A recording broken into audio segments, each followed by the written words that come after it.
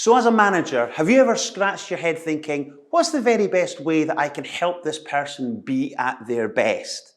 Well, here's a way of looking at all of your team, because they're going to vary in terms of their level of skill or know-how in terms of doing the job, but also their level of motivation, their what we call the will to do the job as well.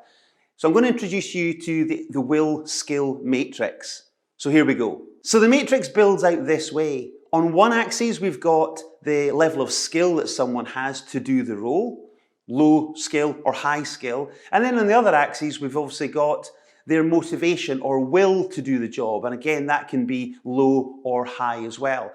And then dependent upon where you identify your team member, that will determine the kind of style that might be most helpful to help them be at their best. So let's take the first one, for example. If you've identified that someone has got a relatively low level of skill currently to do the job, and also they seem as if they don't necessarily have the right level of motivation to do the job, well, you might want to try the approach of being quite direct. And really the things that you'd be looking to do in that style would be give really clear briefing to the person in terms of what it is that you're expecting of them.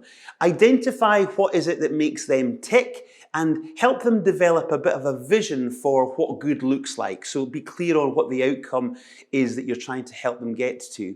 And then set about a structure of really quick wins and really coach them patiently. So again, constantly monitoring and rewarding them for, yeah, you've got that right, keep going, or well done, or if there's a course correction, again, identify that quickly, give them that frequent supervision and feedback so that they can start to build their skill.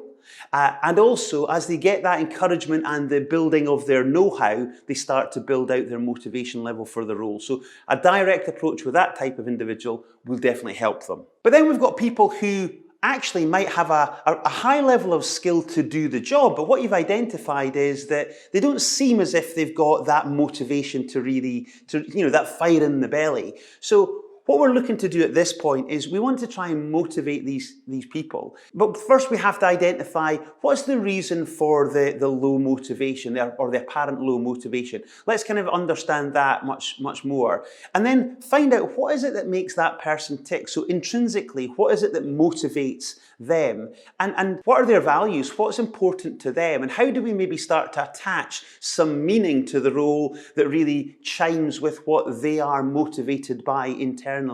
And then really let's start to, again, monitor how they're doing and make sure that we're recognizing the positive behaviors that will encourage them to continue to demonstrate the better will alongside the skill that they've clearly already got. So motivating people is going to be the right approach for that kind of person. But what about these people who you've identified as being really quite motivated, but they're currently lacking the skill to do their job to the levels that they want and ultimately you want as well? Well, at this point, a style of guidance will be really helpful, because what we're trying to do here is reduce the risks that the person might be perceiving in order that they just step out of their comfort zone and give things a try. Because as you give things a try, you start to learn and you build competence through doing that. And as you build competence, you start to build your confidence. So we're looking to reduce any risks and also take away any obstacles that might be in that person's way. And then we want to provide some tools as well. So sometimes, just like this model here is a tool for managers who maybe don't know how to actually get the right style depending on the person. Well, now that you know the will skill matrix, all of a sudden you can start to apply that learning and give it a go, and you build your skill that way.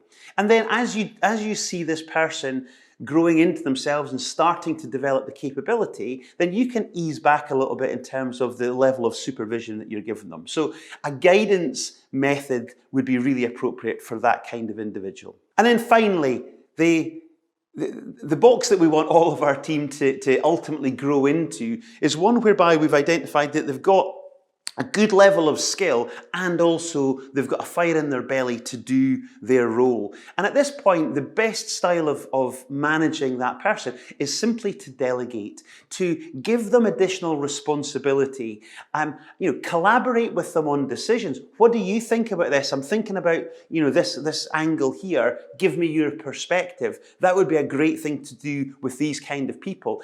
And then also, let's give them some stretch goals. Treat them as if they're a partner to you, and let's see them demonstrate some stretch, because that's their next level. They're already at a good level. What's their stretch? Because these are the people who ultimately are going to take promoted posts within your business. So, make sure that you're delegating and giving people additional responsibility. So there's the will skill matrix. I've personally found that to be a really useful matrix to identify the right style to take with different people.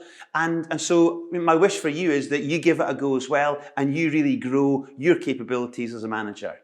Give it a shot.